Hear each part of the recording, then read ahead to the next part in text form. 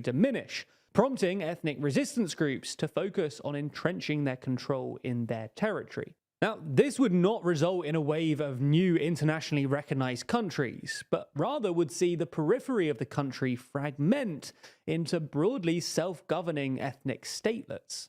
In fact, this isn't too far removed from the status quo in certain parts of Myanmar already, most notably the Wa state in the northeastern part of the country. It's been described as a quasi-sovereign state, nominally within Myanmar, but has basically self-governed for decades, with its own political structures and armed forces, and it mainly uses the Chinese yuan as its currency instead of the Burmese kyat.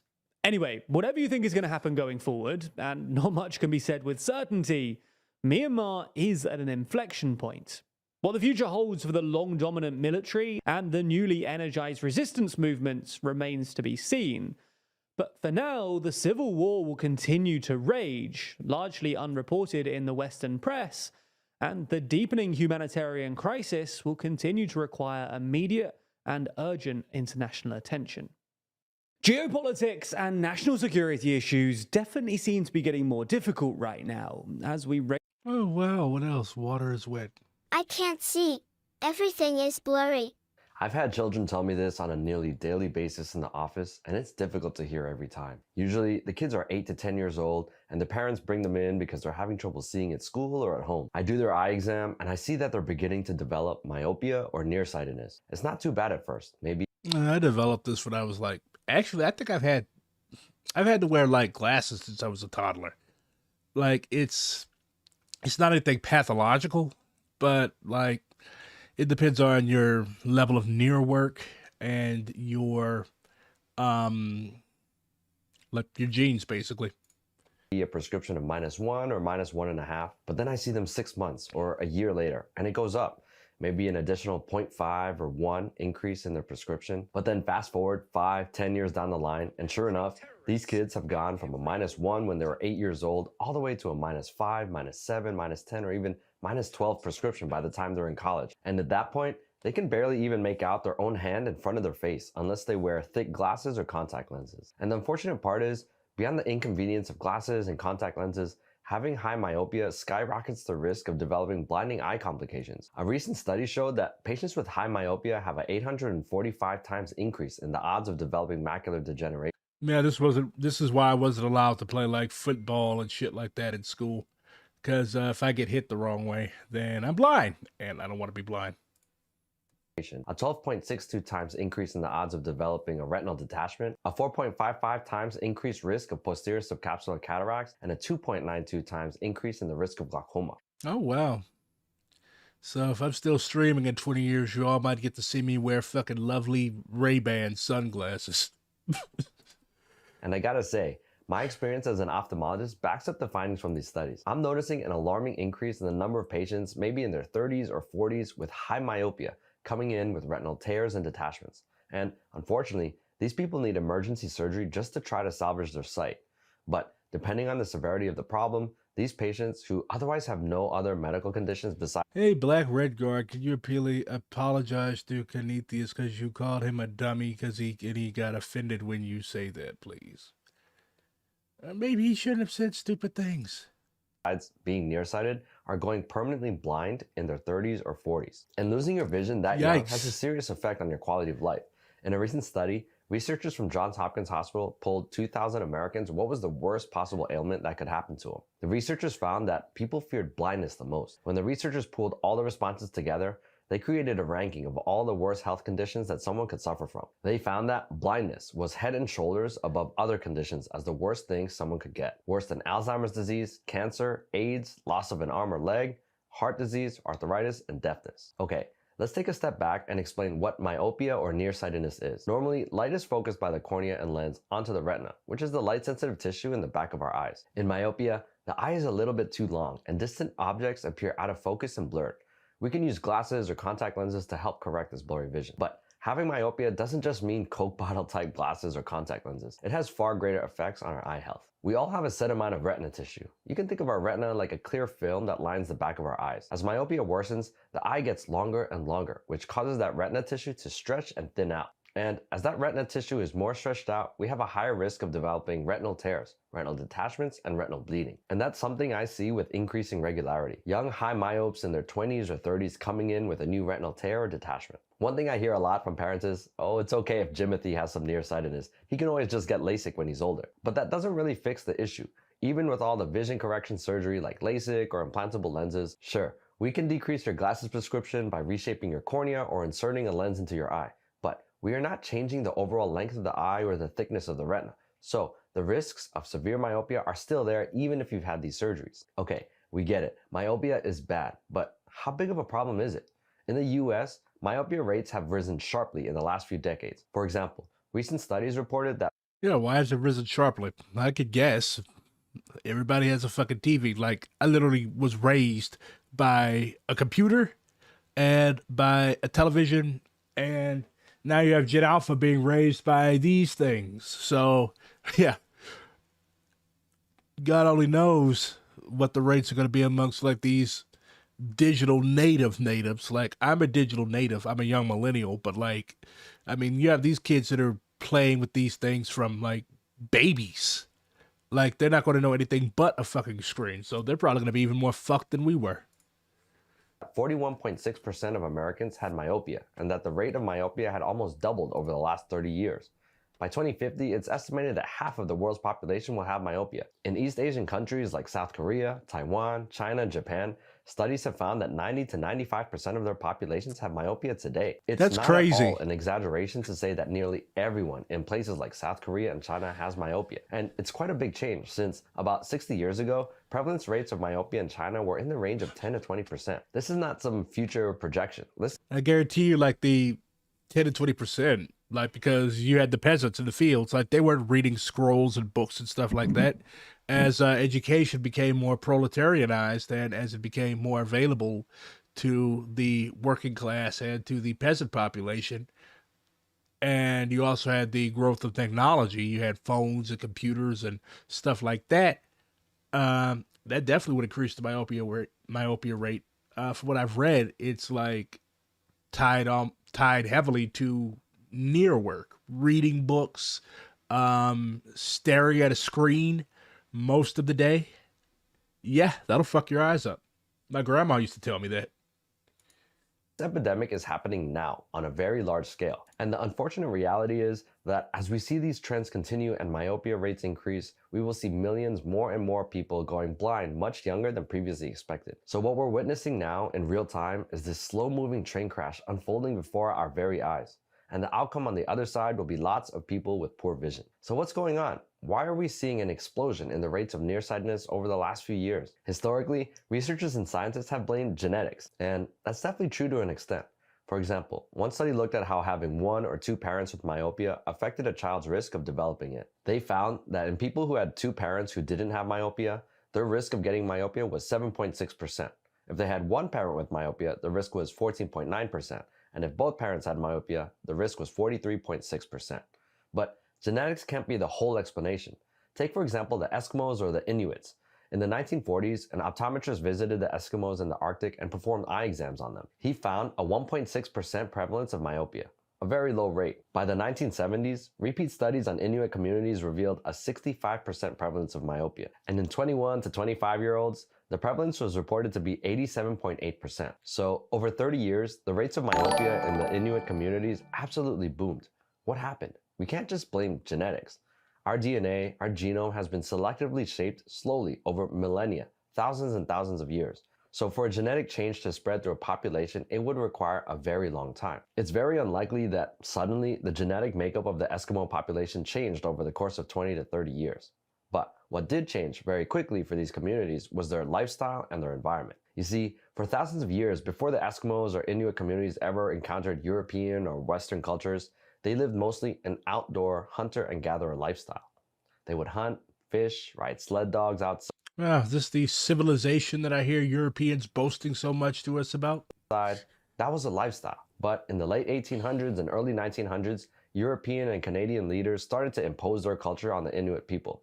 They established churches, schools, and hospitals, whereas previously, Inuit parents would teach their children by telling stories outside, sharing meals, and learning to hunt. But after their forced assimilation into Western civilization, Inuit kids were forced into boarding schools and spent much more time indoors reading books. Now, just based on this case study alone, can you definitively conclude that more indoor time and more time doing near work like reading books and studying, is that the cause for the huge increase in myopia?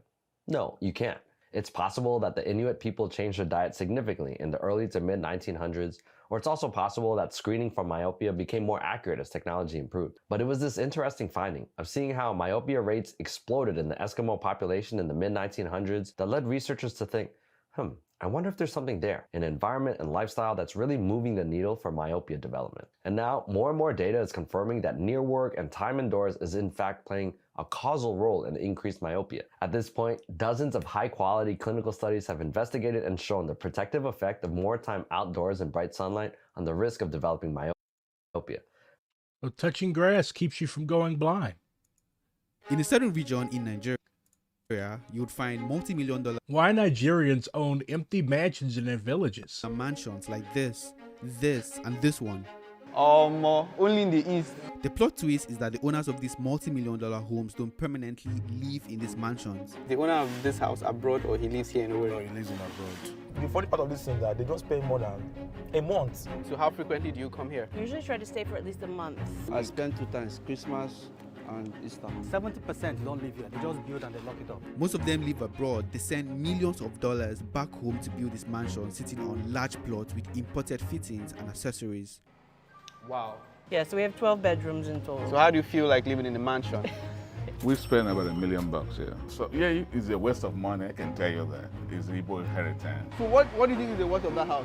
7 billion. Some located in rural areas without access to electricity or good roads. Very nice houses, luxury houses, but the roads are not good. Some say it is their culture, others would say it is their tradition. Igbos generally believe in akuluono, okuonye bataraya. I watch most of them flaunt their village mansions online. This mystery I couldn't understand, so I set out on a 1-month trip to investigate why one would spend millions of dollars to build a mansion in a village he doesn't live in. I'm here and I'm going to investigate why people from the east love to build such gigantic mansions. This is interesting. It's like how those people would build those huge ass tombs and mausoleums that they would never that they wouldn't even benefit from until death. It's like a status type thing. Let's learn. Let's see what you have to say, Stephen Duku. In their village, just like this one, with sculptures like this. Some might say it's Igbo culture. I don't know, but we're going to find out. I will appreciate it if you subscribe to the channel, and please give this video a like so more people can see this awesome story.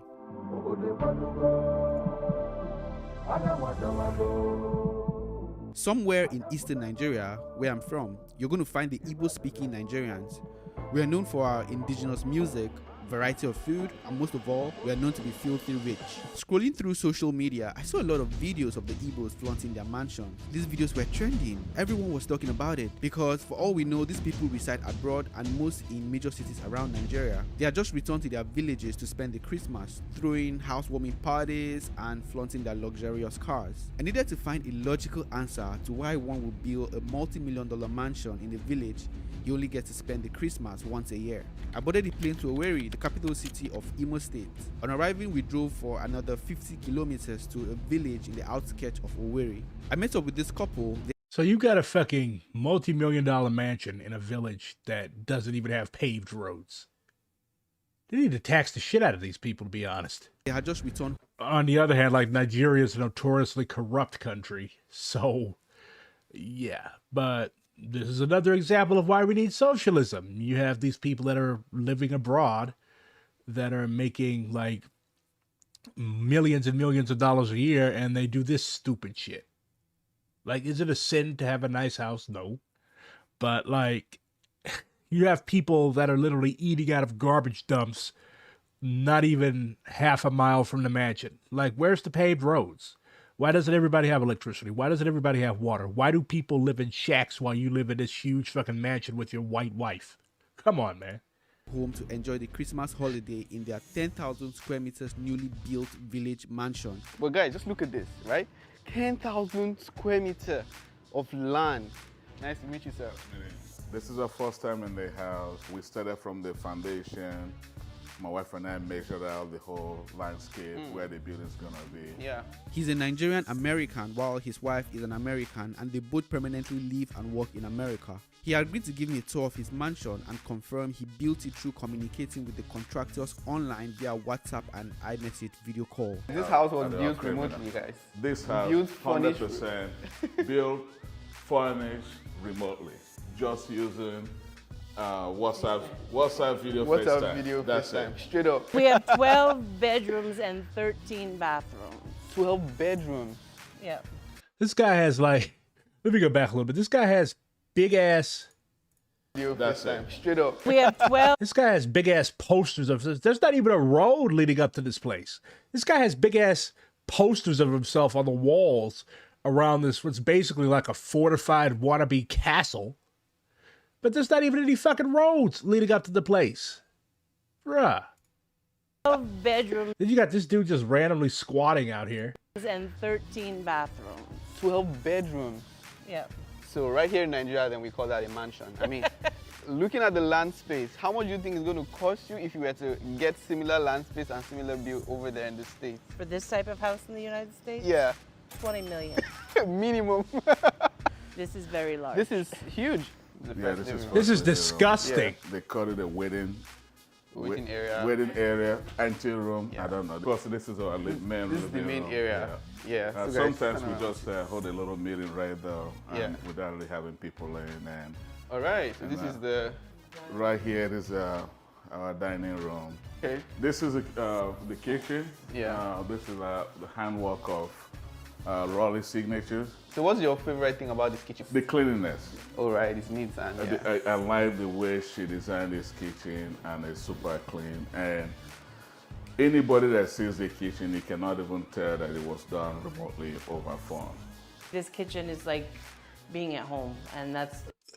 Yeah, this has a lot of similarities with those fucking Chinese billionaires and millionaires who do similar stupid shit like this. Like, this is this guy's in a village. Okay, Chinese people are also like extremely village based. Nigeria is a big ass country. The population will explode for 70 million people as predicted. Yeah, and the wealth inequality is. You're still talking about this fucking shit. Get over it. But the wealth inequality is definitely going to skyrocket. Like, guys like this are only able to live like this because they exploit people. I don't know what he does in the United States, but probably an import exporter or something like this. But he comes back to Nigeria and he flaunts this wealth. And I mean, Nigeria isn't the poorest country in Africa, but it's still a very, very poor country. So this obscene level of wealth it's barbaric. It's disgusting. If your people aren't doing well, you're not doing well. No, I have never played Cyberpunk. Exactly what we wanted to portray here in the village is being able to come home to the village and feel at home. Wow, it's a lot of light here. I'm wondering what the light bill is like. And we have a guest room right here and the bathroom. Here there's another living room. Oh, okay. So I see like all the rooms have like almost a slightly different touch to it. This one has like the blue going on. So this one has a touch of like brown to it. Yeah. So when we don't want to spend time downstairs. Down there. We come up here and just relax. And just chill and have fun. So what do you like to do for fun when you're not working? We play, pretty much watch TV, work out. And, oh, okay. This is... Catch you fool. Catch you fool? Catch you fool, good night. Yeah.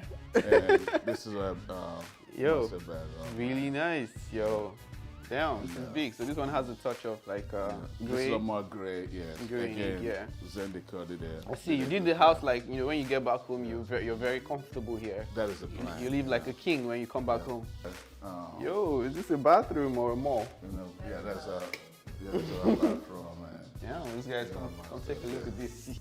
Those tiles are 4 feet. They were all big slabs. Oh yeah, they're very big. Yeah. It doesn't look like something that's made here in Nigeria. No, there was only important tiles. We got them from Italy. Can I live here? Yeah, so he's helping out Italy's economy, but he's not doing shit for his own people. This is how a lot of these people think. Like, they think that, oh, yeah, I've made it overseas. Now I'm going to come back home and I'm going to show it off. And I'm just going to ignore the beggars outside my gates. Matter of fact, I'm going to have my security guards drive them off and do other horrible things. That's how they think. With you guys for the whole month.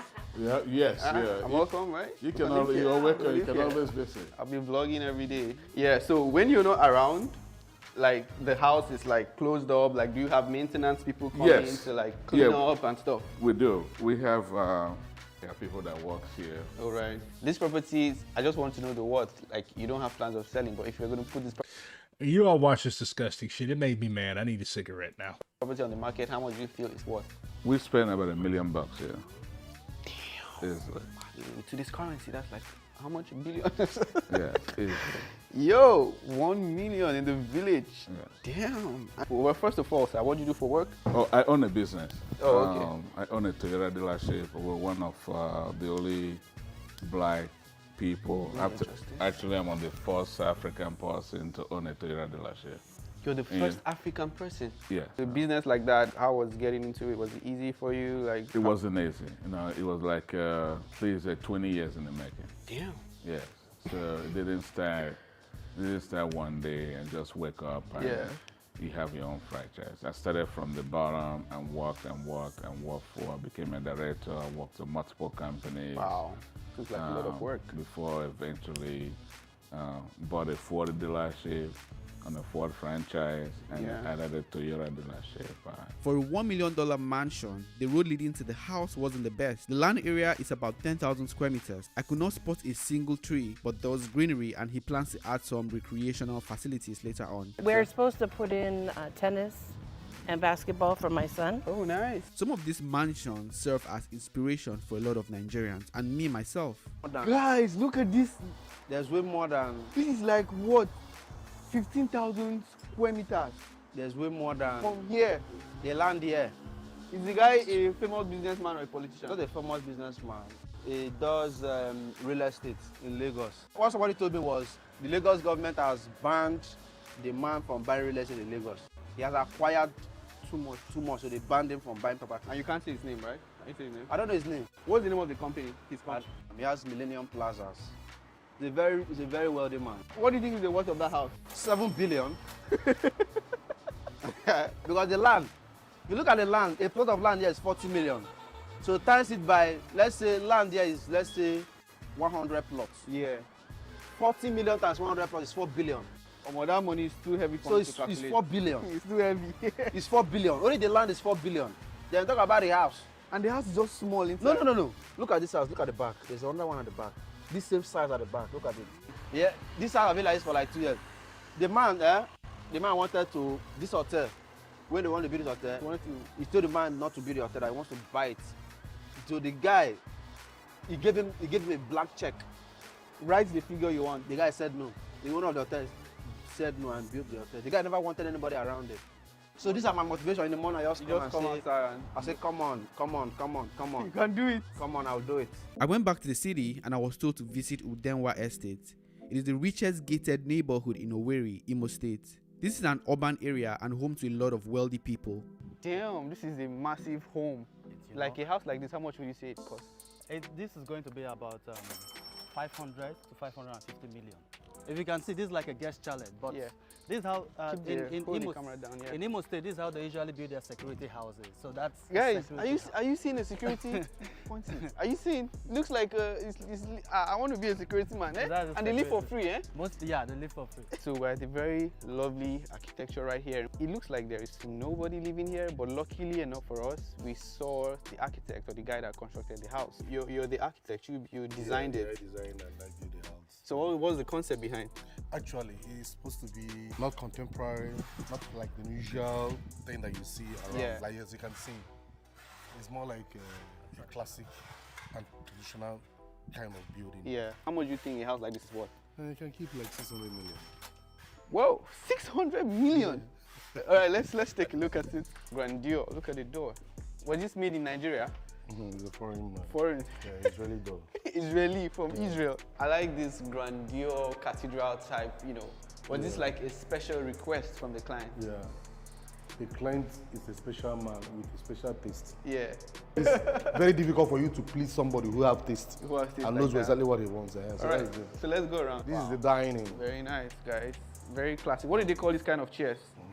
This is antiques. Antiques. Yeah. Royal. How much does this cost? Yeah, this one is about 3M plus. 3M plus. Yeah. For just some chairs. For Okay. So this is the bar. Okay. Yeah. And then this is the kitchen. Okay, and this is the kitchen. Does it have any other kitchen up, or this is the only one? No, this is only one here. So the storage is over there. They don't stay here, so there's no point building things here and there. So here, this is another. Wow, man, guys, look at this high ceiling. Yeah. Damn, this can take another high story. room, yeah. Wow, so this is massive. another second living room. This is the first living room. This is the second living room. Yeah. Wow. Wow. As you can see. Well, this, from what I can see, the furnitures are not cheap furnitures. No, they're not cheap furnitures. It costs a lot of money. Like this one, like what did this say? How much are we looking at? This one, we're at 5.5 million. Whoa! All right, so we go up. Where's the master's bedroom? This one? Okay, look at the masters. Wow. Okay, you're still putting the place together. Yeah, I'm still putting it together. Okay. You can see. Really nice. This is nice. This is nice. This is a dressing room. Oh, it has its own entire. This is not even a walk-in closet. This is like an entire room. This is a walk-in closet for the man. Damn, That's how you all want of this space. Does he have that much clothes? So what is this? Yeah, that's the bedroom. Just a standing shower, no bathtub. No bathtub. How long did it take you to build, to design all of these? Everything about this house within 6 months. 6 months you were able to do this? Yeah. Wow. I wanted to ask, like most of the things you use here, were they imported? Were they locally made? Imported. Is it because that's what the client wanted? No, because of what the client wants. One thing you would immediately spot is the use of heavily imported accessories and a taste for a European themed interior finishing. I was in Qatar a few months ago. Even though it looked like a modern city, I love how they still sustain their traditional architecture without coming off as too modernized. And I wish to live to a day where Nigerians and Africans in general will do the same. Like these beautiful villas I visited and shot somewhere in Mauritius. This is an African themed villa. They're so beautiful. All right, so I'm going to take a second and give the sponsors of this video a shout out. The sponsors of this video, Tribitat, is a bespoke real estate company constructing residential and commercial properties with headquarters in Lagos, Nigeria. Over the years, Tribitat has built one of the most innovative real estate companies in Nigeria with projects like Ambience Heights, and the Ambience Foreshore. If you are a Nigerian in Nigeria or Nigerian in the diaspora looking for a reputable real estate company to build your dream mansion like the ones you've seen in the video anywhere around Nigeria, or you want to buy a home in Nigeria, then you should contact Tribitat Real Estate. What should people know about Tribitat? It's a luxury real estate brand. Yeah. It's a real estate brand you can really identify with, proudly identify with. Yeah. Because in buying real estate, you should buy value. Yeah. Not just buy land because it says. Yeah. But buy to people that have reputation to protect. Buy from a brand you can be proud of. Tribitat Real Estate is one of them. I have interviewed the leadership of this company on a previous episode. You can watch it on. Oh, y'all missed me. Yes, unfortunately, I have a nicotine addiction. If you don't have one, don't pick one up. If you do pick one up and I find out about it, I will come visit you. Understand how they go about their work. All right, guys. So when is Nigeria going to have a communist revolution? Well, when class contradictions intensify, and shit like this definitely is going to help class contradictions intensify. I mean, you've got multi-million-dollar mansions inhabited by car salesmen and their chubby white wives, and then you have people living in literal shacks. Like these villages don't even have roads. Like this is some first day Sim City 4 shit. You've got multi-million-dollar mansions in villages that have dirt paths, not even roads. So that's one factor. And then you need a properly led Marxist-Leninist Maoist Communist Party that's able to serve as the vanguard and unite the broad masses of the people. You're not ever smoking. Very good, very smart, comrade. What are my thoughts on the American Party of Labor? Y'all keep asking me this. What do you think of Frizzo? What do you think of PSL? What do you think of the APL? All these parties are trash. They're all garbage. CPUSA. They're all garbage. None of them are serious. CPUSA has been a fucking tag tail for the Democratic Party since my grandmother was a little girl. And all of the rest of these groups, like PSL, it's a fucking grift for the Beckers. All they're good at is marching around in circles behind a police escort. You've got APL, which is a bunch of old hotchest fogies and racists. Like, come on. Oh yeah, that happens in Nigeria. Was it Nigeria where that Dutch woman was being shaken down for money by dirty cops? Yeah. You don't even have to say dirty cops. You just have to say cops, okay? All of the cops in Nigeria will shake you down. Like, you can literally be at the airport and they'll be like, oh, can you buy me a water? Can you buy me a coffee? And if you refuse to give them this small little bribe, 20, 30 bucks, then they'll make your experience a living hell. Yeah, they get into accidents with you on the road, and then they'll go through your car and take whatever valuable shit you have. Yeah, not a good time. Yeah, quit asking about all these. Shout out to Travis. I can't watch you more of this shit. This makes me sick. Yeah. Here we go. Here's a palate cleanser. Florida's Negro War. So these 40 black warriors that came in to massacre Major Francis Dade on December 28th, 1835. Which spearheaded the Second Seminole War. People like Abraham, John Horse, and others were involved in this massacre. This guy loves tropical regions. I would be able to just water through. I'd be afraid a fucking snake would slide up and bite through my fucking boot. I like to call it a bloody battle, because a massacre makes it seem as if, these soldiers weren't predators themselves and they were harmless and helpless. But no, the only reason why these people were in Florida was to take away the land from the Native Americans and the freedom of the Africans. And they retaliated with a vengeance. They came on horseback. From what I read, they jumped off them horses and they started slice. Shoot, bam, bam, bam, bam. U.S. soldiers just laid dead. Over 100 of them. This was the bloodiest, most costly war that the United States had with natives, even though there were so many Africans involved. So it's really an African and a native war, Second Seminole War.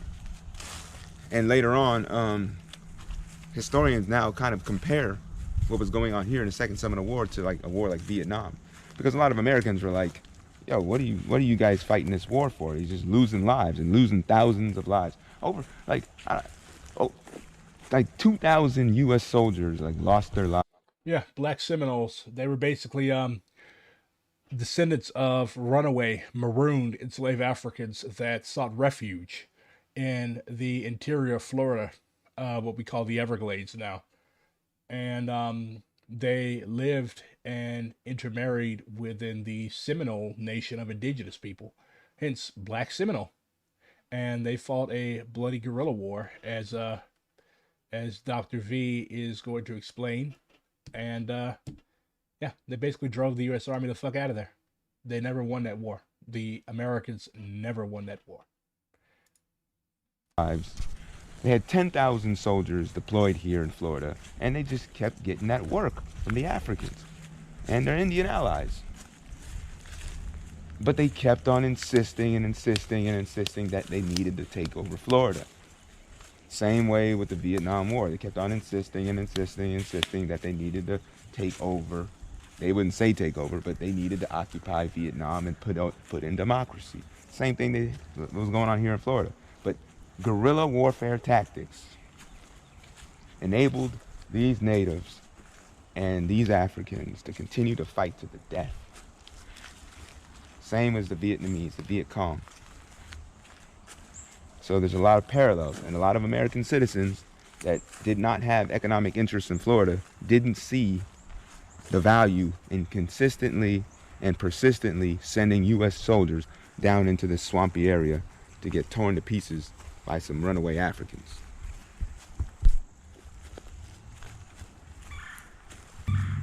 Damn it, man. The U.S. military figured they would continue to attempt to capture the revolutionary Africans to sell them into slavery on U.S. plantations. However, with all of the military training of the African rebels, many disagreed.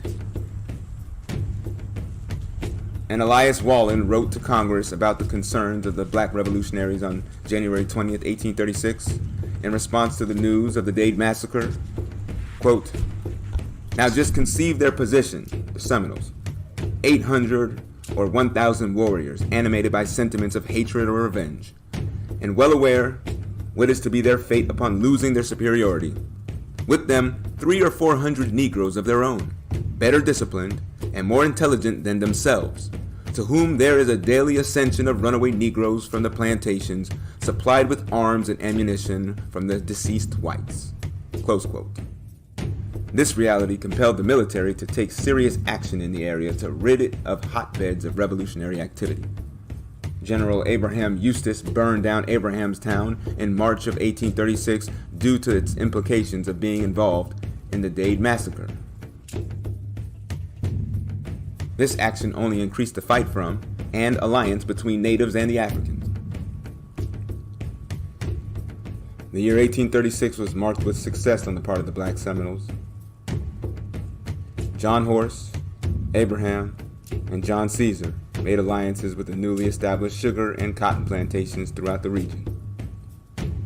The 1830 census recorded that there were approximately 18,000 whites and 16,000 enslaved blacks in Florida.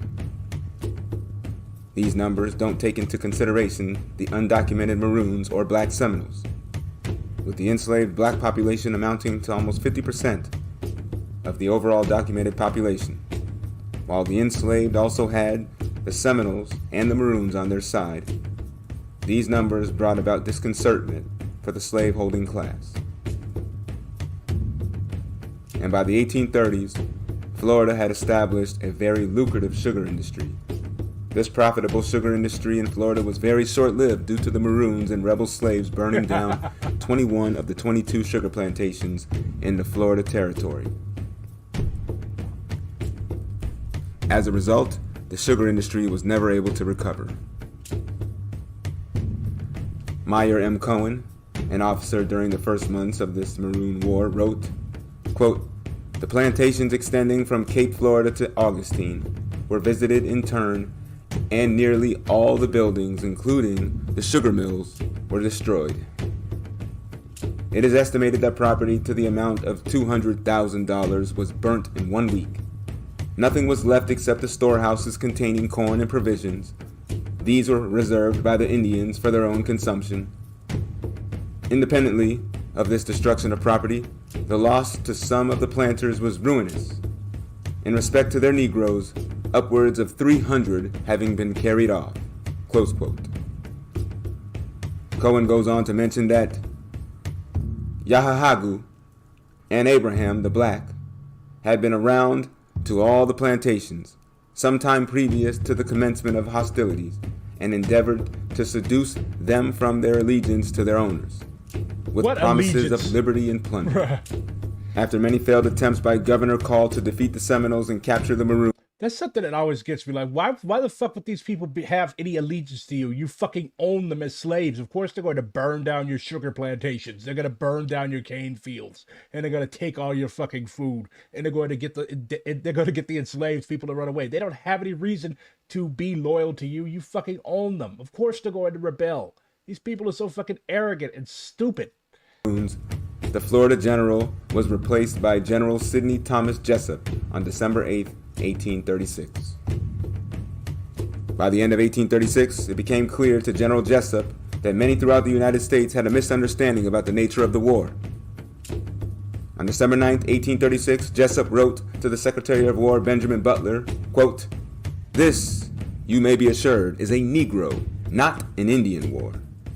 And if it be not speedily put down, the South will feel the effects of it on their slave population before the end of the next season." Close quote.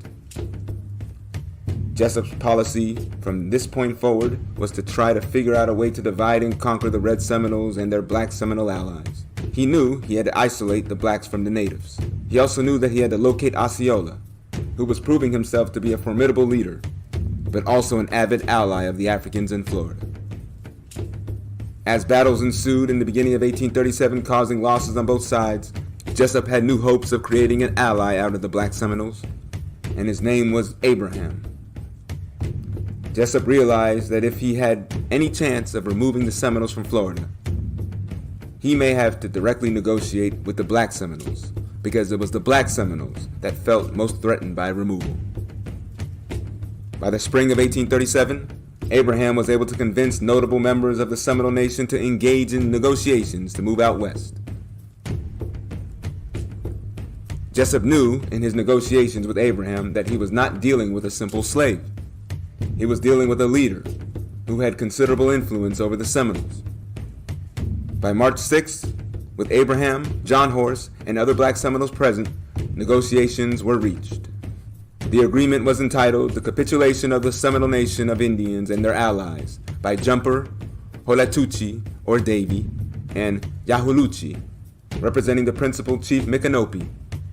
This agreement was also known simply as Articles of Capitulation. In hopes of appeasing the pro-slavery faction of the U.S. government, Article 5 stated that, quote, the Seminole and their allies who come in and emigrate west shall be secure in their lives and property, that their Negroes, their bona fide property, shall also accompany them west. Though Jessup knew, as many others were realizing, that the Africans were not the slaves, or as they put it, the bona fide property of these Seminoles, this was included to placate the white settlers and their views on race. Article 5 of the capitulation guaranteed safe passage for the Africans, therefore the Seminoles agreed to assemble for emigration by April 10, 1837. However, when the white Southern planters received word of Article 5 of the Articles of Capitulation, they were enraged. Many of these planters claiming that the more than 700 Africans granted freedom under the treaty belonged to them and their plantations. Simply labeling the Africans as property of Indians did not work as Jessup intended it to. As they pressured Jessup about the freedom and departure of the Africans from Florida, leading up to the April 10th date of assembly and exile, the general rescinded the deal.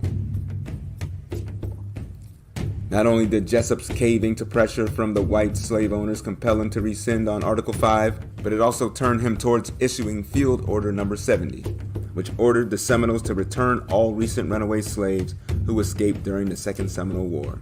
Field Order 70 caused a wave of slave owners to gather at the military posts throughout Florida in hopes of seizing the blacks assembling there under the Articles of Capitulation and Field Order 70. But Jessup's reneging of the deal caused the black Seminoles to flee and their Indian allies to follow. At that point, Jessup was under the impression that the blacks had a degree of control over the natives because many of the Seminoles' refusal to surrender was based on their black allies not being included in the treaty recognizing their freedom. As a result, by September of 1837, the Seminole War was renewed. General Jessup, riddled with desperation, resorted to deception. In October, Jessup called for a truce.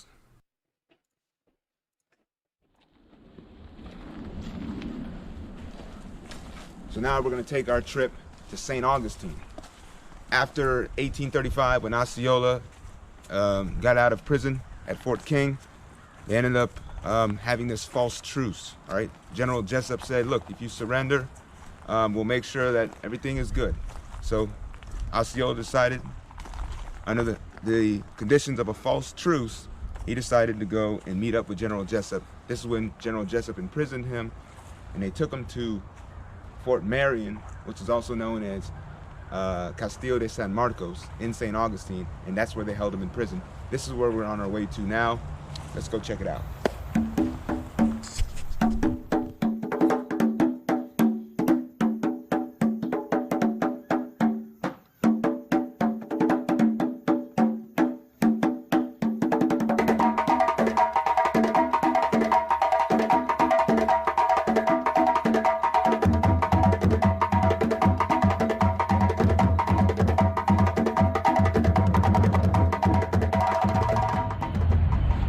So behind me here is the fortress known as Fort Marion, also known as Castillo de San Marcos. This is the location during the second. St. Augustine is actually the oldest continuously inhabited city in the United States. It was established by the Spaniards in 1519, I believe. So, yeah, very old. Much evil has taken place in that town. Seminole War, where you had the black Seminoles who were actually winning the war. They came to an agreement, or what they thought was an agreement, with General Jessup, Thomas Jessup. And General Jessup said, you know what, we can have a truce. This was in 1837. The Seminoles all agreed, black Seminoles, red Seminoles, all included, agreed to come to this truce. Well, what ended up happening was it was a false truce on the part of General Jessup. He deceived the Seminoles, and he ended up locking them up and imprisoning them in here, in this prison right here, in this fortress. However, this wasn't the end of the story. Even though there was about 230 Seminoles imprisoned in here, these black Seminoles found a way to get out of prison. They escaped. And to this day, historians aren't exactly sure how these Seminoles were able to escape, but they did. And they were able to continue the fight for their freedom and independence here in the state of Florida.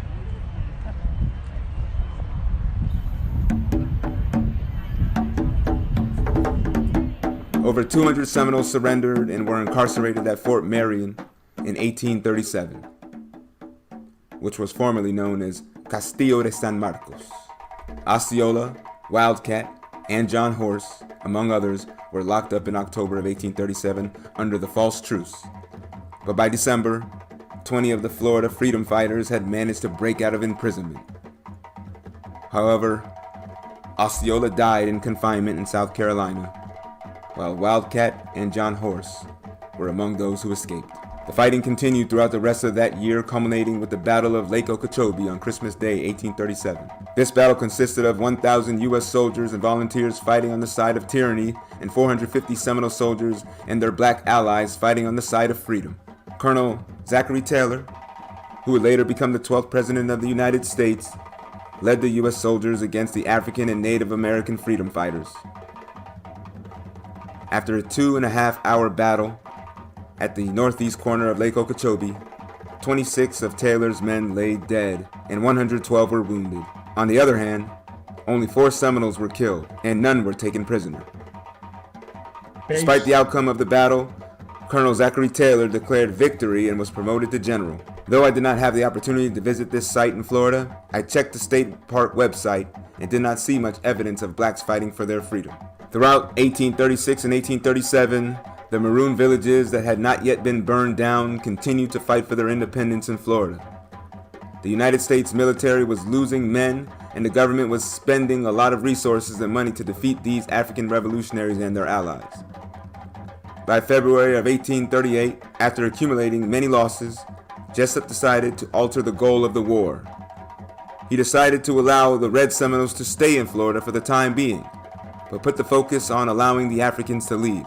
Based on Jessup's personal writings, it could be surmised that he realized that the easiest way to defeat the Seminoles was to rid Florida of their African allies, the group that he believed to be ultimately in control of the natives. General Jessup stated that he was, quote, determined to separate all the Negroes from the Indians and send them out of the country as soon as possible, close quote. In 1838, approximately 500 Africans left Florida for Oklahoma. About 250 of them left under the agreement with the U.S. military. Many of the black freedom fighters settled in Oklahoma until they were compelled to leave to Mexico in fear of being re-enslaved out west. After Abraham spent 1837 and 1838 attempting to negotiate with the United States, he ultimately emigrated out west in the latter year. Not much is known about his life after 1838, but it is believed that he migrated to Mexico with many other black Seminoles at a time when the freedom of the self-emancipators was in jeopardy in the United States. John Horse, on the other hand, made a name for himself as a guide in the U.S. military. After being sent out west, there had been disputes about his status as a free man. He was allowed entry back into Florida in 1839 to assist in the emigration process. He too wound up in Oklahoma and then in Mexico. The descendants of the black Seminole community today in Mexico are known as Mascogos in the town of El Nacimiento in the northern part of the country. In fact, the Maroons of Florida have their own unique diaspora, in which, in addition to their descendants being found in Florida, could be found in Andros Island, Bahamas. The exodus of Africans from Florida to places like Oklahoma, Cuba, or possibly even Haiti would also be an interesting future study. The African American narrative for too long has been one of victimization, helplessness, and defeat.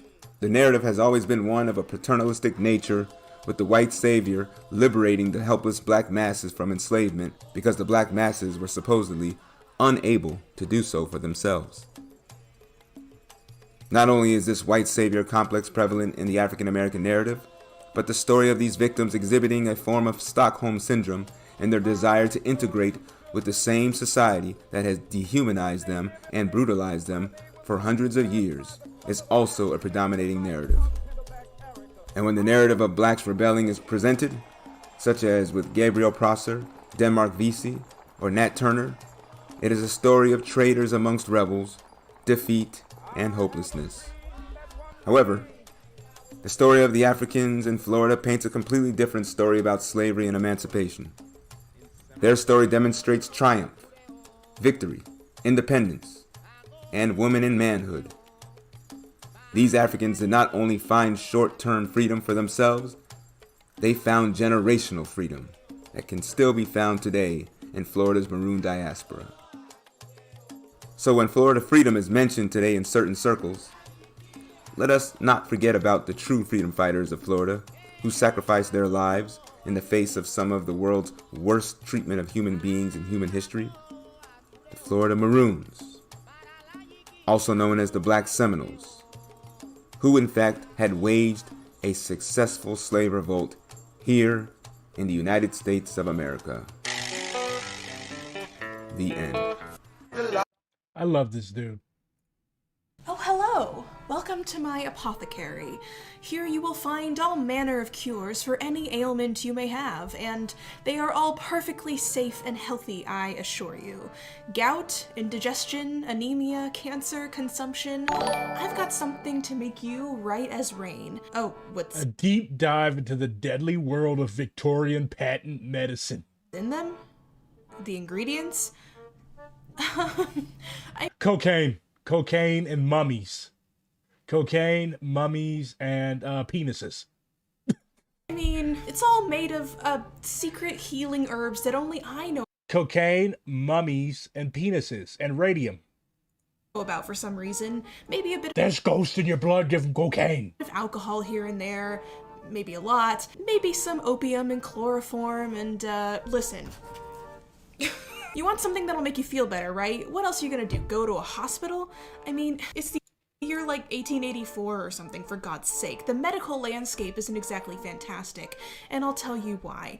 No one wants to go to a hospital where it's still unsafe to perform surgery, and a dire lack of cleanliness routines means that you're more likely to die of an illness you catch in the hospital than if you just stayed home. Instead, why don't you try my brand new Dr. K. Rose Magic and Not Poisonous Healing Oil for literally any problem you have, now with 20% less alcohol because those pesky temperance ladies are hounding me. What?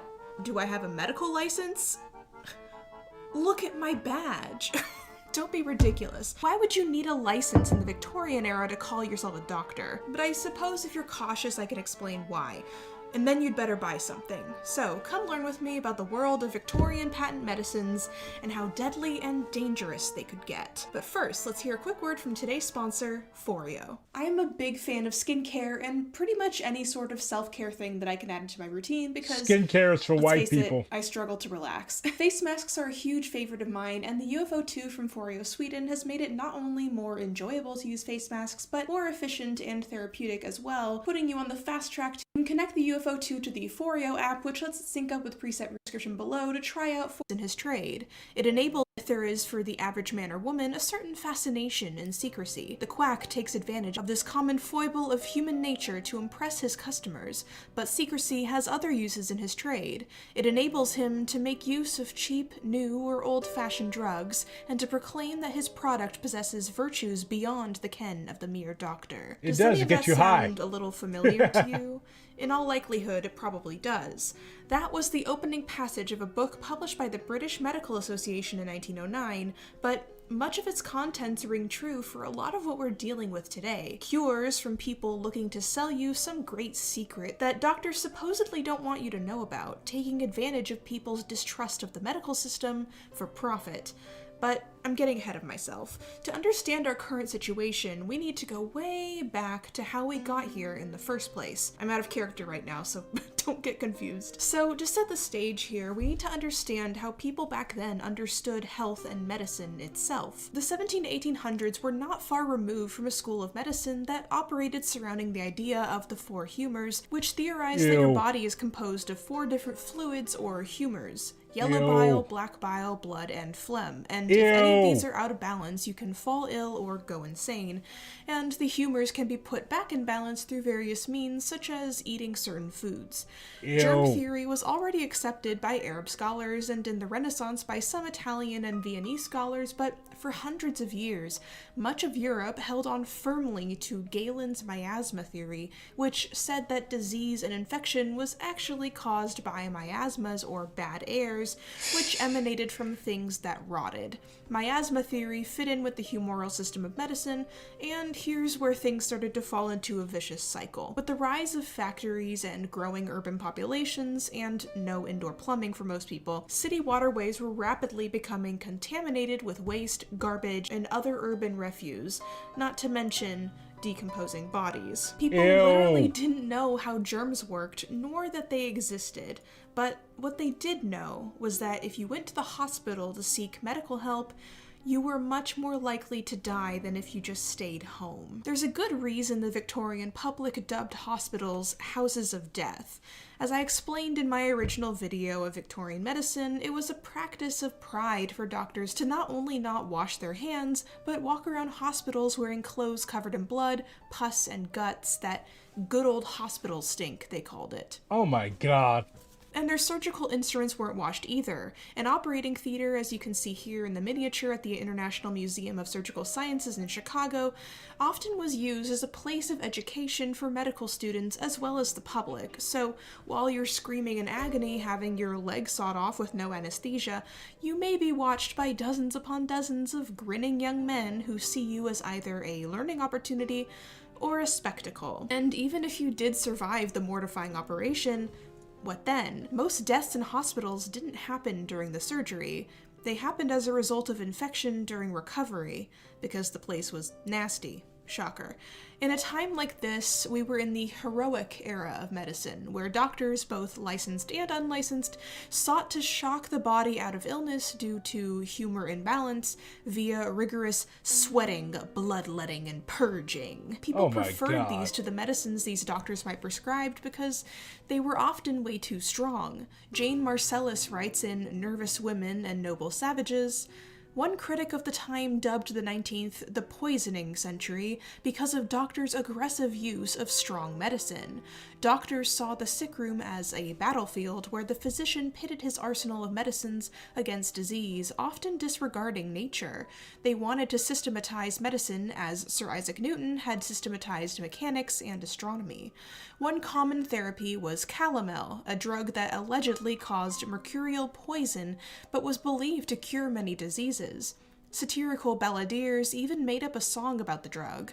The man in death begins to groan, the fatal job for him is done. He dies, alas, but sure to tell, a sacrifice to calomel. Doctors nevertheless declared the drug safe and gentle. In this climate, reliance on botanicals grew even though regular physicians looked down on those who prescribed them as rash empirics and untrained charlatans. So coming to a place like this, I think it makes it very clear. I mean, you live in Serbia, so chances are they still do this shit. I'm joking. I'm pretty sure that Druže Tito left you guys a very, very firmly rooted medical tradition. Why a lot of these people would have turned to these crazy patent medicines. I mean, if the alternative was a terrifying and potentially life-altering surgery, and this new and fantastical medicine that maybe your friends are telling you is great is claiming that it's going to fix your problem without risk of surgery, which is where a lot of people went and died. Ew, sweet office. Why wouldn't you try it? Wait, what was that about unlicensed doctors? Oh yeah, you didn't exactly need a license to practice medicine or call yourself a doctor in this time period, and organized efforts to standardize medical education wouldn't really get put in place until the latter decades of the 19th century. The level of training any given doctor or surgeon had varied widely, and at least in a few ways, this wasn't necessarily their fault. Formal education was expensive, and especially in England, the schools were often gatekept by legions of gentlemen doctors who only accepted in students with acceptable breeding. This led to a mass of licensed physicians and surgeons who had little to no understanding of the needs of the poorer classes, but had little sympathy for them too. So if you're an average person, and God forbid a poor person, seeking help for what ails you, what's your alternative? Of course, it's going to be your local apothecary. The average Victorian apothecary would have looked a lot like this recreation in the museum, or existing examples like Murr's Apothecary in Chicago or C.O. Bigelow in New York. The pharmacist there would likely be the one customers told about their ailments, and then he would have personally mixed up a tincture, syrup, or pills for them right there using the ingredients that he had on hand or could order. So these medicines would have often been left to each individual pharmacist's discretion, and because there was little to no drug regulation, any manner of dangerous and highly addictive narcotics could be involved, like cocaine, morphine, or opium. This obviously led a lot of pharmacists and even regular dudes to come up with their own mixtures that they could then patent and sell. So, at the beginning, patent medicines came from the letters patent issued in the late 17th century by the English crown to makers of a unique remedy formula, and it later became the umbrella term for any prepackaged medicine sold over the counter that you didn't need a prescription for. Some of the first patent medicines were actually alcoholic bitters used to treat gout, which later became the gateway into the development of modern cocktails. And where there is apparently easy money, you know everyone and their uncle is gonna hop on it, especially in the US, just in time for the first era of mass media and marketing. Yay! As print media like newspapers and other periodicals began to spread, it's only natural that print advertisements followed, and patent medicines were some of the most eager to hop on this opportunity, especially after the Civil War, when many injured or sick soldiers were given patent medicines and then obviously became dependent on the active ingredients inside. Opium. The increasing demand for these medicines meant that it slowly became more important for each medicine to develop a unique brand identity to set itself apart from the rest, as the market became flooded with so many options. And so many options there were.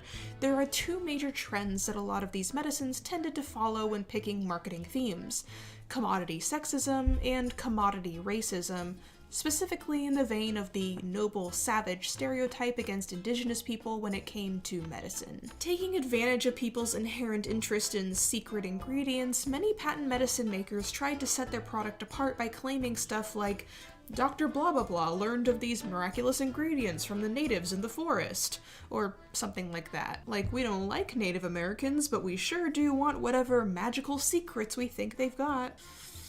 Between the years of 1870 to 1910, Native Americans populated patent medicine ads overwhelmingly, and ironically, these decades were also the height of American westward expansion and Native American ethnic cleansing and displacement. A major player in this realm was Dr. Morse's Indian root pills, which had this whole spiel about how Dr. Morse rumbled into the wilderness in his grand chariot and saved a man's dying father with these herbal pills that he made using medicinal secrets that he had learned from, and this is a direct quote, the red men of the forest. First of all, in truth, Dr. Morse had never met any Native Americans, in part because Dr. Morse wasn't even real. He was a character made up by the W.H. Comstock Medicine Factory in upstate New York, and no one at the factory who actually existed was associated with any Native Americans either, so yeah. But it goes to show just how popular it was to use weird stories like this to market medicines as mystical cures made by heroic characters, and how easy it was to just lie and have consumers believe you. On the other end, you had a lot of medicines targeting women as fragile and hysterical, inventing all manner of random women's issues and then inventing a cure for said issues. One advertisement for Lydia E. Pinkman's vegetable compound exclaimed, "Don't blame her. Women are often cross, irritable, hysteric, and declare they are driven to distraction at the slightest provocation." Okay, but it's important to note the societal conditions surrounding this crap, because this demented aggression towards women's bodies didn't come out of nowhere. The late 19th century in particular was a time of extremely radical change surrounding ideas of gender and sexuality, as sexologists, psychologists, and doctors all competed to study and coin terms for ideas and conditions that previously weren't much considered in the realms of science. The turn of the century saw for the first time the coining of the terms homosexual and heterosexual, for example. Yay! Speaking in the ciscentric terms of the era here, women were more than ever pitted as a polar sexual and ontological opposite to men in every possible way. As the women's sphere more and more shrank as women started getting jobs, going to college, and not marrying and having kids, doctors became obsessed with figuring out ways to pathologize uniquely female problems, which could then, of course, be prescribed for. In fact, the idea that reproductive organs such as the ovaries or the uterus was an inherent cause of disease and hysteria was so common that many doctors sought to remove those organs without much actual diagnosis. Oh my god. Which is hilariously antithetical to the late Victorian obsession with women having less babies. It's no wonder then that the word hysteria itself comes from this belief that the uterus moves around in people's bodies and makes them go crazy. A major character in patent medicine directed at women was Lydia Pinkman, who was an abolitionist Quaker and extremely active in anti-slavery activism, which is great, but then she went on to create a medicine directed towards female complaints, which became extremely popular, and she began mass-producing it when the Lydia E. Pinkham Medicine Company was founded in 1876. She wrote a number of pamphlets on women's issues as a way to advertise the medicine, now called Lydia E. Pinkham's Vegetable Compound. It's unclear how much say that Lydia had in the latter advertisements as opposed to her son Dan and others, but they slowly began to skew a bit, well, for example, one ad was formatted like a newspaper story reading, "A fearful tragedy. A clergyman of Stratford, Connecticut, killed by his own wife. Insanity brought on by 16 years of suffering with female complaints. The cause? Lydia E. Pinkham's Vegetable Compound. The sure cure for these complaints would have prevented the dire deed." Yeah, a lot of the ads started to capitalize on fears of female insanity and nervousness and claimed it could prevent hysterical outbursts. Another ad wrote, "In the midst of one of the most brilliant social functions of the season, a noted society woman started suddenly from her chair with a scream of agony and fell insensible to the floor. A few hours later, the distinguished physician told her anxious husband that she was suffering from an acute cause of nervous prostration brought on by female trouble, and hinted at an operation. Fortunately, a friend advised her to try Lydia E. Pinkham's Vegetable Compound. The result was that she escaped the surgeon's knife and today is a well woman. The derangement of the delicate female organism sets every nerve in the body quivering with pain. Headaches, backaches, torturing, bearing down pains, and dragging sensations make women nervous and hysterical. Oh my at best fucking annoying, God. at worst deeply harmful to general perceptions of women's health. Luckily, Dr. K. Rose magic and not poisonous healing oil for literally any problem you have makes no claim to... Let me double check with my manager. Okay. Yeah, it makes no claim to cure female hysteria because female hysteria is not a thing. It does cure male hysteria, though. It's hard to say when these medicines began to skew into the realm of wild cure-alls, if there even was a beginning in the first place. Honestly, it seemed only natural, especially in the unregulated environment of the pre-revolution US colonies. One early ad in a paper from 1736 for Dr. Bateman's pectoral drops claimed it could cure, quote, All fluxes, spitting of blood, consumptions, smallpox, measles, coughs, colds, Jane Marcellus, and pains in the limbs or joints, agues, and the most violent fever in the world. The drops can bring away slime, gravel, and oftentimes stones of great bigness, shortness of breath, and straightness of the breast, rekindling the almost extinguished natural heat in the diseased bodies. But more often than not, the medicine actually went in one of two directions. Either was completely useless, like Radum's microbe killer, which was just 1% red wine and 99% water, or it was in fact deeply harmful, or just completely counteractive, like Theriaki's cure for opium and liquor addiction, which still contained opium, and therefore continued to keep sufferers addicted to opium. And many medicines' claims were utterly ridiculous to the point where it's hard to believe anyone bought them at all, like Swaim's Panacea, which claimed to cure all blood diseases, including scrofula, chronic rheumatism, ulcers, old sores, boils, and carbuncles, diseases of the spine, catarrh, and wasting. Or this one called Dr. Flint's Quaker Bitters. Patent medicine makers also got incredibly creative with their ads. You didn't just hear about brands from newspaper ad spots, you also had pamphlets, calendars, almanacs, joke books, children's and adult storybooks, cookbooks, and in the case of especially creative brands like Hamlin's Wizard Oil, which we talked about in the last video, magic shows, concerts, and prophecy books.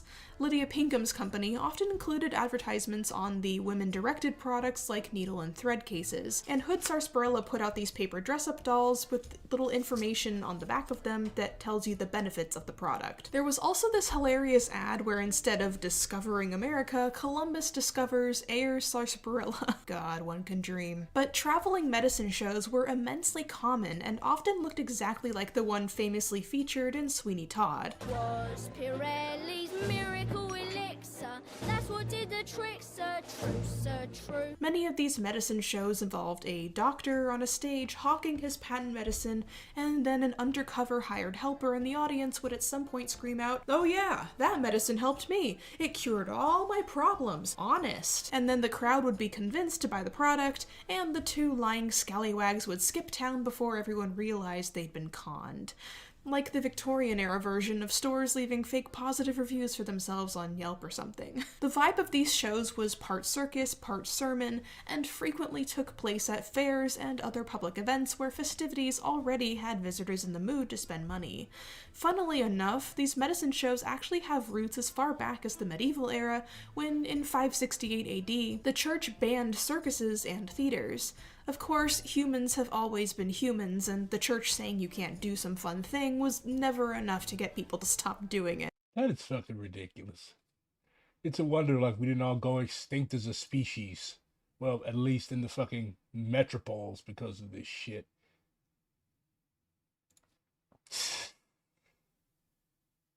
I think some people still, like, collect those bottles and stuff that shit used to come in. People have been complaining about this abandoned skyscraper in LA because some people have tagged it. Like, every fucking floor of this has been tagged. Like, I mean, like, what else would happen? Like, there's, not as big as this, but there's abandoned, like, buildings in St. Louis. So honestly, I would love to see shit like this. I would love to see shit like this. It's a testament to the immense creativity of the masses. And also our immense hubris as a species. We build these huge fucking towers that we leave abandoned. Like, this is some Ozymandias shit. Like, what are we supposed to do? Just let it crumble into nothing? Like, give it over to the artists and let them have it as a venue or something like that. That's what we would do under socialism. It's called tagging, but perhaps never before has it happened in such a bold and dramatic way. The buildings sit in the shadow of the crypto arena. It was supposed to be 40 stories of luxury condos. A building that was supposed to revitalize the neighborhood had become a symbol of greater problems.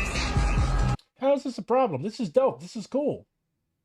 Give it all to the fucking taggers.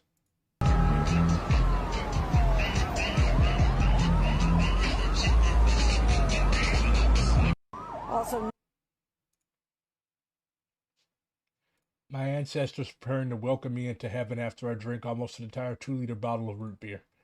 Never again. Democrats, when an Arab says they don't vote for Joe Biden. Democrats, when an Arab says they aren't going to vote for Joe Biden. You're a terrorist, aren't you? You're a You're terrorist. Like, it's funny, like, how the Democrats are continuing to try to con people by saying that they are better than the Republicans on this. Yet they're taking a traditionally Republican line on the border. They're taking a traditionally Republican line on Israel. Well, actually, both Democrats and Republicans are noted Zionists. But, like, why exactly would an individual of Arab descent, especially an individual of Palestinian descent, be inclined to vote for somebody that is directly enabling the genocide of the people? Like, would you expect a politician that expresses support for continued British occupation of Northern Ireland to receive votes from the Irish American population? Of course not. So why the fuck would you act as if you are entitled to the votes of Arab Americans despite having a shitty position on Palestine? Terrorist, aren't you? Is China a capitalist country? 4,100 votes and change cast. 78.8% say yes. 21.2% say no. You all are so smart. Mr. BRG is very proud of you. Taylor Swift has sent a cease and desist letter to a man tracking her private jet as the behavior was putting her safety and well-being at risk of stalkers. So this extremely wealthy and well-known individual, a woman who can make a post on Twitter and 10 minutes later have 4 million impressions, 400,000 likes. She has time to whine and complain about this, but she doesn't have a mumbling word for Palestine. Not a mumbling word. It's fake. This is why I'm not a Swiftie. Well, I'm not a Swiftie because she fucking sucks. Israel approves millions of dollars for rural settlements in occupied West Bank, says Israeli rights group. Hamas has officially responded positively to the framework of proposal for latest truce in Gaza war, but U.S. and Qatar say any deal will take time. The UN says everything possible must be done to avoid an Israeli attack on Rafah, a city in southern Gaza, which it said could lead to a large-scale loss of life. Israeli rights group Peace Now says authorities approved the money for what they're calling farm outposts. Although pressure is mounting on Israel to prevent violence by settlers, and there is a risk of the involvement of a third front. So they've already got a Gaza front, they've already got a northern front with Lebanon, and apparently they're now going to have a third front in the West Bank. Military wisdom is to never fight a war on two fronts. Now they're getting ready to fight a war on three fronts. It's like they are determined to become Wasreal. On October 19, 2021, the previous Netanyahu government allocated 20 million shekels, 5.5 million annually, for 22, 23, and 24 to support volunteer groups operating in rural settlements engaging in significant agricultural activity in areas of national priority. Fight, fail, fail again. Except they seem more intent on failing. This is Brother Zach, the Muslim and Palestinian American young father who was stabbed in a hate crime after the Austin, Texas ceasefire protest. We applaud his courage. Even after being stabbed, Zach managed to overpower and subdue his attacker. Now he's recovering and still using his voice to oppose the Gaza genocide. Hiro alhamdulillah. Still rocking the kafir from the hospital bed. I think that's the exact one I've got. Based. A statement from the Congresswoman for Missouri's 1st District with over 27,000 Palestinians killed. And after the preliminary ruling from the International Court of Justice on potential violations of genocide conviction, it is unconscionable for the United States government to spend billions of dollars on continuing to enable mass atrocities. I will be voting no on this bill today. Instead of flouting domestic and international law in support of the continued killing of children, hostages, and other innocent people, we should be prioritizing the needs of our communities. That means funding public housing, healthcare, and education, not endless war. And if Congress is actually committed to advancing peace and security in the Middle East, it should pass my ceasefire now resolution. This is what Mao said with regards to the potential of capitalist restoration in China. As it became obvious that Mao's days were numbered, the revisionist elements of the CPC led by Deng Xiaoping became bolder. In April of 76, they organized a violent demonstration in Beijing, ostensibly to commemorate Premier Zhou Enlai, who had recently died, but in reality chose to attack Mao and his close comrades Chiang Ching, Chiang Chun-chao, Wang Hongwen, Yao Wenyan, and the proletarian line that they upheld. Deng was dismissed from all his posts, and a mass campaign to criticize his revisionist line was launched. It was around this time that Mao exclaimed to his comrades, "You are making the socialist revolution, and yet you don't know where the bourgeoisie is. It is right inside the Communist Party. Those in power are taking the capitalist road. The capitalist roaders are still on the capitalist road." By June of 76, Mao's health was deteriorating rapidly, and he gave his last warning against revisionism. "I have predicted that full-scale capitalist restoration may appear in China." In September of 76, Comrade Mao died, and a month later, revisionist elements staged a coup d'etat in which the four were unconstitutionally removed from their party and state offices. Within a year, Deng Xiaoping was back in leading positions, and his revisionist line is now being implemented, although there has been and is mass opposition, including armed uprisings from workers and peasants. The final outcome of the revisionist seizure of state power remains to be seen. This was written in the 70s. We know that it resulted in the full-scale restoration of capitalism in China.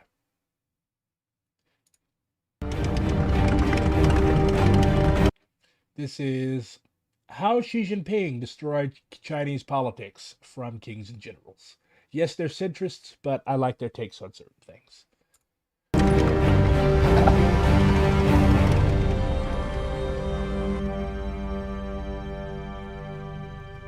In October 2022, the Chinese Communist Party held its 20th National Congress. There, the incumbent General Secretary Xi Jinping secured himself an unprecedented third term in office. This effectively made Xi the most powerful leader in China since Mao Zedong. Xi's predecessor, the 79-year-old Hu Jintao, sat alongside Xi in the Congress Hall, only to be forcefully escorted out by the officials. The video of Hu's removal became viral and was widely covered by the media. China's official state news agency reported on Twitter that Hu Jintao was simply not feeling well. Western media, however, framed this as a power move and a sign of Xi's unchallenged control over the CCP. Although the details of this particular incident will remain unknown for quite a while, it's hard to deny that Xi Jinping did consolidate power, and that Chinese politics took a sharp turn towards a single-man rule.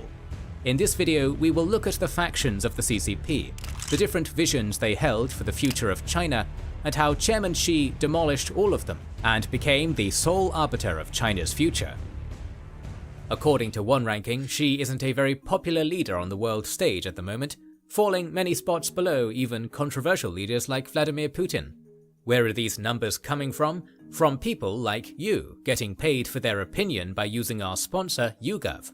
If you've got a little time to kill and you want to earn gifts, a survey or poll was formed in 1920 on the political scene.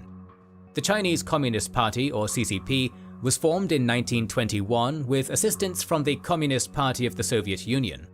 In a matter of decades, it expanded, defeated the rival Kuomintang Party, took control over all of mainland China, and in 1949 established the People's Republic of China. Today, the PRC It's CPC. constitutes one of the most CCP is just easier to see, but if I recall correctly, it's CPC. Stable single-party systems in the world. However, many of the CCP institutional features were established long before 1949. One of them, the Organization Department, was set up by Mao Zedong after the Long March to determine the loyalty of the newcomers after an influx of new members joining the party. Since then, it has become a tool to dispense patronage in the form of government and party positions, and a key fighting ground for internal political battles. As Richard McGregor wrote in his book, The Party, The Secret World of China's Communist Rulers, the Organization Department has become the institutional hub of the entire political system.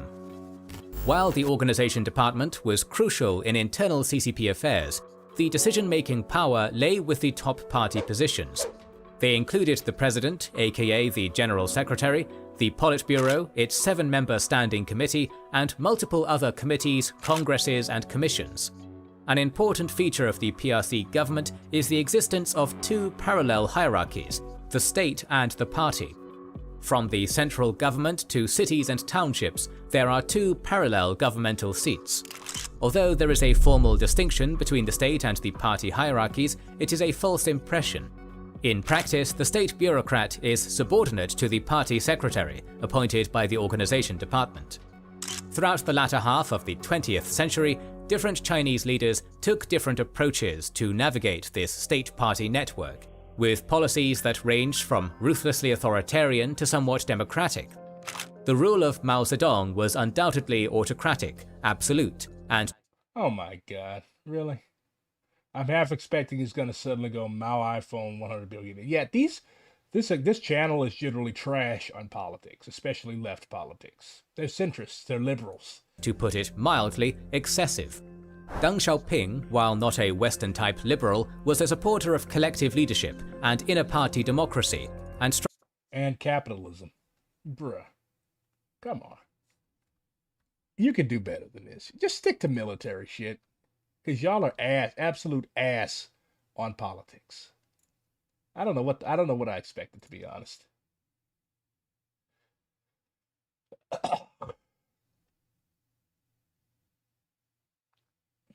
Seeing this image, I was reminded of the words of a U.S. general who said, "Kill every buffalo you can. Every buffalo dead is an Indian guard."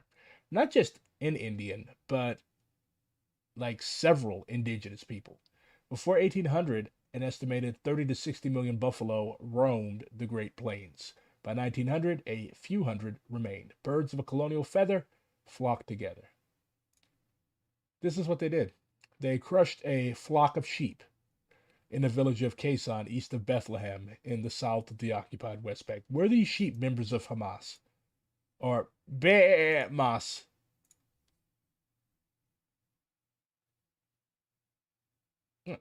That was what American troops did in Vietnam. Like, they would literally show up to a village and kill all of the livestock. Why? Because the livestock were what the people lived off of, and they didn't want the people to live. They wanted the people to either die or run away. So they would come in and kill all the animals and ruin the rest of the food. What's up, man? Where are you from? Israel. Did you serve in the IDF? Yes, and I'm proud of it. How many Palestinians have you killed? I don't know, 20, 50. I don't count. We are gonna disappear Gaza Strip. This is a black person saying this. This is no African. This is beyond a Tom. This is a fucking Thomas. This is a Clarence Thomas. Like, sometimes you go beyond a Tom. You're sitting here with that fucking nose ring in, and you're talking about how you want to flatten another colonized people's territory. And I guarantee that you'll turn around and then talk about how racist Israel is towards people that look like you.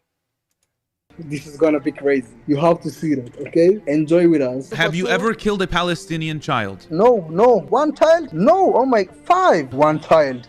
I'm looking like a noob to you. You think I will? Look at this dude. Like, this dude is even disgusted. Hamza is used to seeing stupid shit like this, but like, you could look at the disappointment in dude's face. Look at the disappointment in dude's face. This is a black man. He's supposed to know better. Kill one child. I can kill 5, 10. He's like, what the fuck is wrong with you, bro? Like, these people do not like you. As soon as they finish with us, they're gonna turn on y'all. Look at the defeat in this man. Look at the poor fucking Hamza. He needs to take a break. 123 days, 136 hostages, not 1 minute to waste. Bring them all home now. If you keep doing what you're doing, there's not going to be anybody to bring home, bro. It's Bob Marley's birthday. Did you know that in 1976, Marley, his wife Rita, and his manager were shot and nearly killed in an assassination attempt, widely believed to have been orchestrated by the CIA? Yeah. The shooting at his home in Kingston, Jamaica occurred just 2 days before his Smile Jamaica concert, which Marley hoped would ease tensions in the run-up to elections contested by the CIA-backed Jamaican Labour Party and the progressive PNP, Progressive People's National Party. The PNP's Michael Manley had been in power for 4 years, during which time he introduced a range of social democratic reforms, including free education and land reform. Manley also began resisting IMF pressure to impose new debt on Jamaica, stating, "We are not for sale." Potato says, "Honestly, I wish Hamza would not be so quiet. Like, I get he's trying to prove morally that he's better by not giving a reaction, but simultaneously, some of these folks are not worth saving. In that position, I would just say, well, laugh now, but you'll be executed soon enough." I mean, everybody deals with stuff in a different way. This, along with Manley's close relationship with Fidel Castro's Cuba, set off alarm bells in Washington, especially when Manley refused $100 million of U.S. aid in exchange for dropping his support for Cuban troops fighting with Angolan forces against apartheid South Africa. A covert war ensued, aiming to discredit Manley's government. The CIA orchestrated paramilitary violence that killed hundreds affiliated with the PNP and sponsored anti-Manley propaganda and economic warfare designed to make the economy scream. So basically trying to pull a Chile in Jamaica. Although Marley sought to remain neutral, the singer who sang "Rasta Don't Work for No CIA" was suspected to be close to the PNP, in no small part due to its revolutionary and anti-imperialist lyrics and his efforts to unite Jamaica in the face of U.S. destabilization. Marley's gunman would later be tried and executed. His manager, who was present at the trial, said one of the shooters confessed that the CIA had hired him. Rolling Stones journalist and biographer Timothy White also alleged Jamaica Labor Party gunmen carried out the shooting at the CIA's behest. But you talk to white people today, all they know about Bob Marley is that he smoked weed and he's saying, "Don't worry." No, that wasn't him. He's saying "Three Little Birds."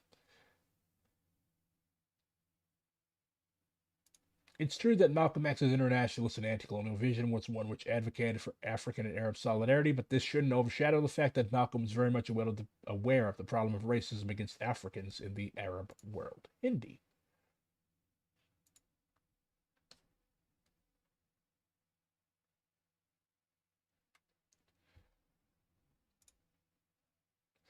So somebody said the Bolsheviks numbered only 40,000 a mere 9 months before the October Revolution. Remember this. I said, the only group in the U.S. that approaches this number is DSA. Everybody else counts membership in the hundreds or even the dozens. And people didn't like that very much. CPUSA needs to be reconstituted, but have far more legitimacy as the party of record for our country. They were our reps for the Comintern and they liaise with the CPC. Okay, who gives a fuck? The Comintern has been dead since 1943, and they go on vacation to China and meet with doddering old geriatric fascists and multimillionaires. Whoop-de-fucking-do. Who cares? Like, that doesn't mean that they have the right to foist themselves on everybody else and claim that they are the party of record. What party of record? Who is there to record? Who is there to acknowledge? There is no more international. There is no more Comintern. Alleged revolutionary elements in DSA are demonstrably insufficient given their current aim for that. The people like do the investigation before they speak. Like, what the fuck are you talking about? Who cares? If you don't want to join DSA, you don't have to. Go join CPUSA. Go do what you're talking about instead of trying to force your stupid ass opinions on everybody else. If it works, then I will join you. But I can already guarantee you that it's not going to work. People who did not grow up in a third world country where you had to drive in bulletproof cars will never understand the privilege of driving with all four windows down. Let me try to guess where this lady is from. Either South African or Israeli or Colombian or one of the South American countries. Like, I've never seen anybody from Central America that's that white. Maybe Mexican.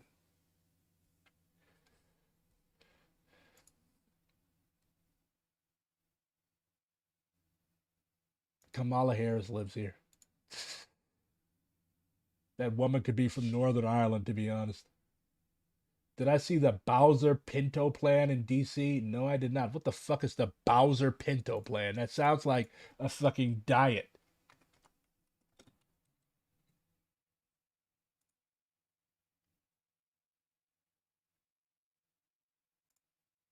The Secure DC Crime Bill?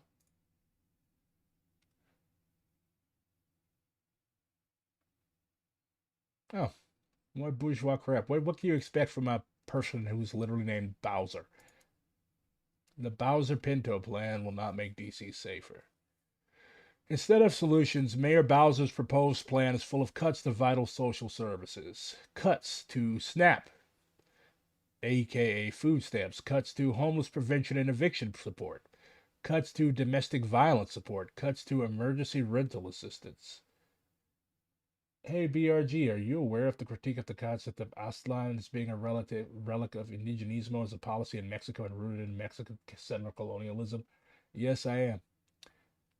That is an argument for Chicano comrades to have and Mexicano comrades to have. But I don't know. I think there's definitely a basis for it. Cuts emergency rental assistance. Cuts transitional support from shelter to housing programs. Cuts youth reentry diversion programs. These cuts will not improve safety. Well, no shit. It's basically carceral penalization. Face coverings are criminalized. Any items worn that cover most of the face are now criminalized with detention or arrest as the penalty. This includes, but is not limited to, hoodies, bandanas, and hijabs. Gatherings of 2+ people are criminalized. Killing car chase suspects is now legal. Body camera restrictions are removed. Discarding a gun will become a crime. You illegally possess a gun, which is already a crime. The moment that you drop the gun or put the bullets down, you've committed 2 additional crimes. So if you keep holding the gun, you'll get shot by the police. And if you drop the gun, you're now getting a longer sentence. So basically, fucked no matter which way you turn. Show your papers, Metro law. The police will now be able to immediately arrest anyone suspected of misconduct while riding the Metro who refuses to share their name and home address. For instance, if a plainclothes officer demands your address on the Metro, not telling them can now lead to your arrest. Active duty status of officers is now secret. The public will no longer be able to know if an officer who was found to have engaged in misconduct is still on active duty or not. Fear is now cause for arrest. Anyone wearing any item that covers most of the face, like a keffiyeh, who causes another person to feel afraid, can now be arrested regardless of the... Bruh. That's fucking crazy. That's some dystopian shit. So I guess we could add fucking Washington, D.C. to the list of fascism laboratories. I mean, it is the fucking capital after all. It's fucking wild. Like, that's some fucking 1950s, 1960s shit. Let's see what else is on the Twitter sphere.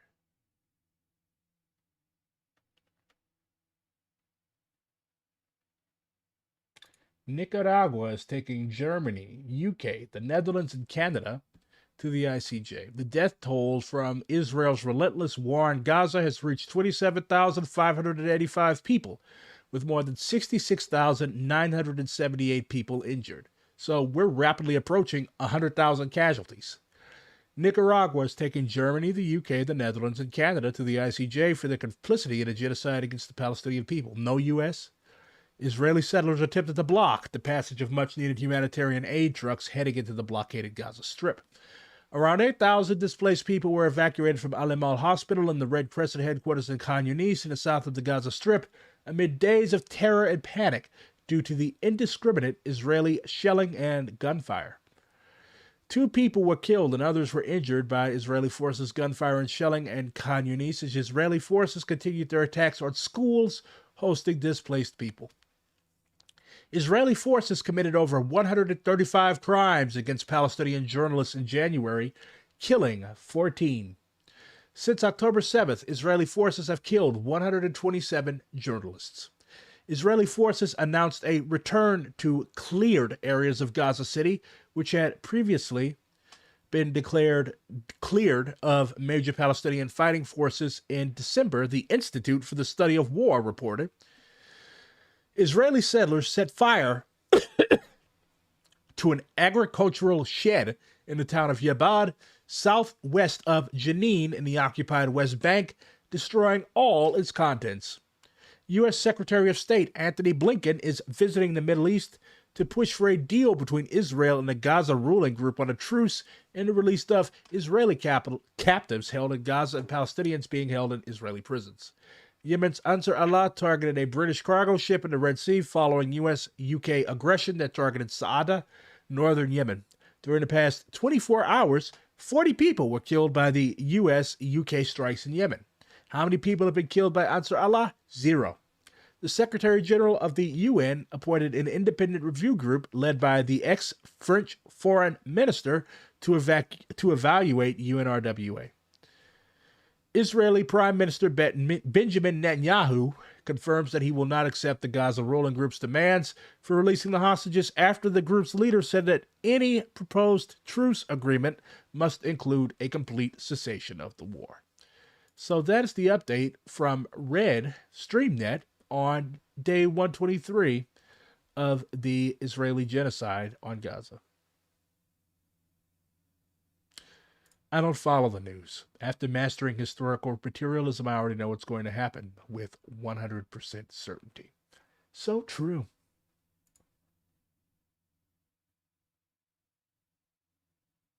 Don't worry, BRG. The Constitution no longer exists practically. All we need is Project 2025 to succeed, and soon enough, any fragments of democracy or freedom will be destroyed. Hope you like the feeling of sleeping in an FBI anti-terror re-education camp. I'm not a terrorist. I'm just a commentator. I just talk shit and play video games. I don't do any terrorism unless it involves playground equipment.